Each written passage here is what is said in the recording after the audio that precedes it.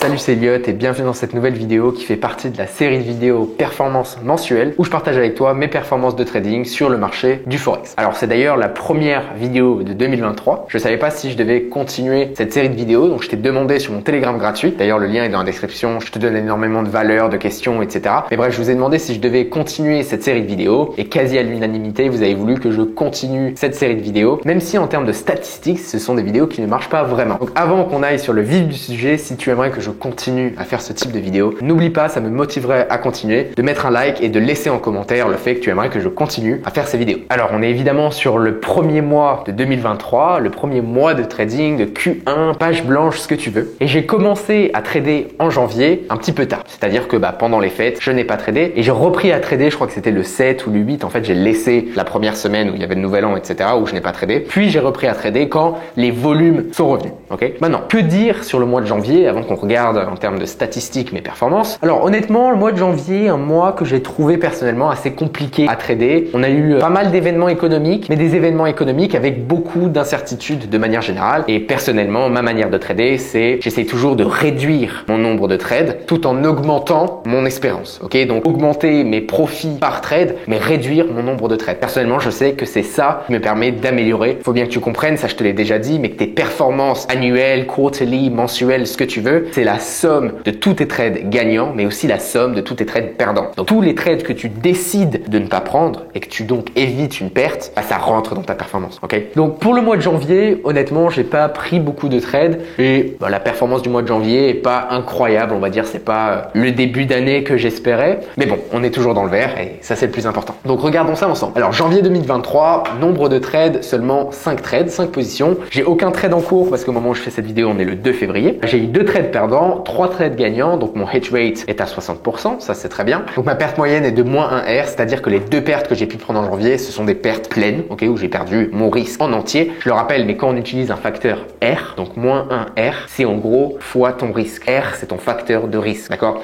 Donc si tu risques 100 € par trade, ma perte moyenne à -1 R, c'est -100 €. Si ton risque par trade, c'est 1000 €, -1 R, c'est -1000 €. Et de la même manière, mon gain moyen, quant à lui, est plus haut, d'accord? Donc ça, encore une fois, c'est ce qui me permet de terminer le mois dans le vert, même si mon hit rate était quand même très bon, à 60%.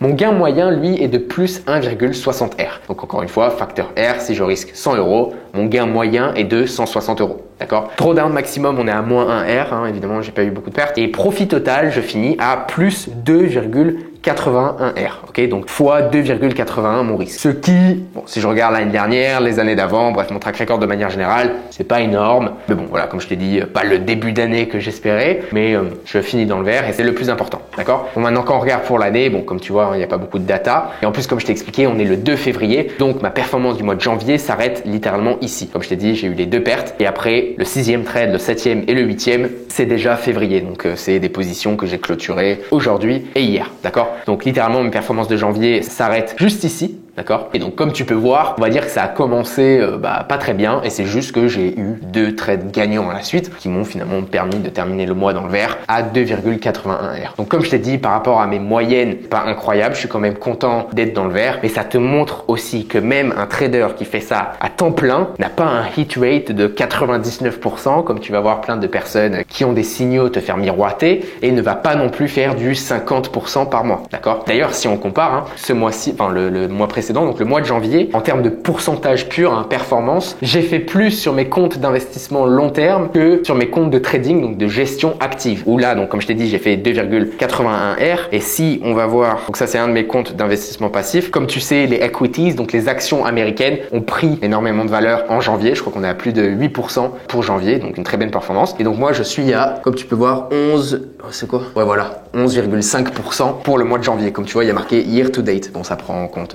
le 2 février, le 1 février. Mais voilà, juste pour te montrer que techniquement sur janvier, je underperforme la performance du marché global d'investissement long terme, etc. Même si de manière générale, perdre 10% en un mois de manière complètement passive avec les US equities, c'est énorme. Mais voilà, mon but c'est pas de paraître plus malin que les autres, mais c'est vraiment de te montrer ce qui est possible en trading et qu'il y a des hauts et qu'il y a des bas. Donc sur ce, on va aller tout de suite regarder mon pire trade, mon meilleur trade et le trade le plus intéressant de ce mois de janvier. Je vais te montrer exactement tout, donc mon analyse derrière, ma gestion, pourquoi je l'ai pris, mon trigger, ma gestion émotionnelle, le fondamental derrière et vraiment toutes les raisons qu'il y a derrière la prise de position.